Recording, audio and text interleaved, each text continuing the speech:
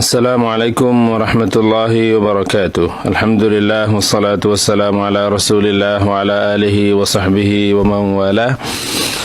সংক্ষিপ্ত আলোচনা নিসফে শাবানের রাতে নামাজ মতি দাম্মামির বক্তব্য মতে হাফিজ ইবনু তাইমিয়া বেদায়াতি মতিউর রহমান, যার নামে শেষে মাদারে ব্যবহার করা হয়, তিনি একটি বক্তব্য দিয়েছেন। যে বক্তব্য মতে তাদের ইমাম, তাদের শেখুল ইসলাম হাফিজ ইবনু তাইমিয়া তিনি বেদায়াতি সাব্যস্ত হন। আসুন আমরা বক্তব্য শুনি। প্রথমে 5 নম্বর বিরাত হচ্ছে শাবান মাসে, সেটা হচ্ছে এই রাতে রাত জাগরণ করে, রাত্রি যাপন করে নফল পড়া, ইবাদত বন্দি করা।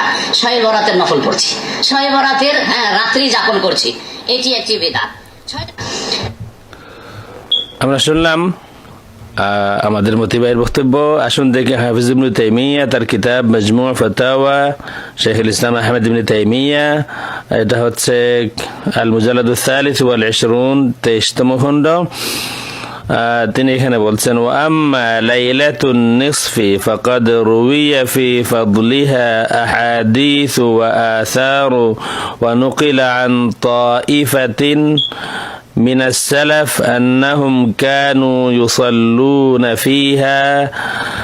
বলেন যে লাইলাতুন নিসফ অর্থাৎ নিসফে শাবানের রাত, এর ফজিলতে কয়েকটি হাদিস, আহাদিস মানে বহু বচন, কয়েকটি হাদিস এবং আসার বর্ণিত হয়েছে এবং সালফে সালেহিন সালাফদের এক গ্রুপ, এক জামাত থেকে বর্ণিত আছে যে তারা এই রাতে সালাত আদায় করতেন। আন্নাহুম কানু ইউসাল্লুনা ফিহা فصلاة الرجل فيها وحده قد تقدمه فيه سلف।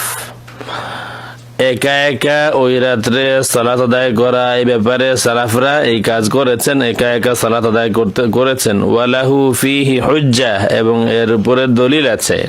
ফালা ইউনকারু মিসলু হাযা, সুতরাং এমন একটি আমল বা ইবাদতকে ইনকার করা যায় না, অস্বীকার করা যায় না। মতি ভাই কিছু দেখে শুনে, ডানবাম দেখে শুনে বলবেন, তাইলে আপনাদের এই বাদামটা, বাসটা আপনাদের শেখুল ইসলামের উপরে পড়বে না। শেষ করি। আসসালামু আলাইকুম ওয়া রাহমাতুল্লাহি ওয়া বারাকাতুহু।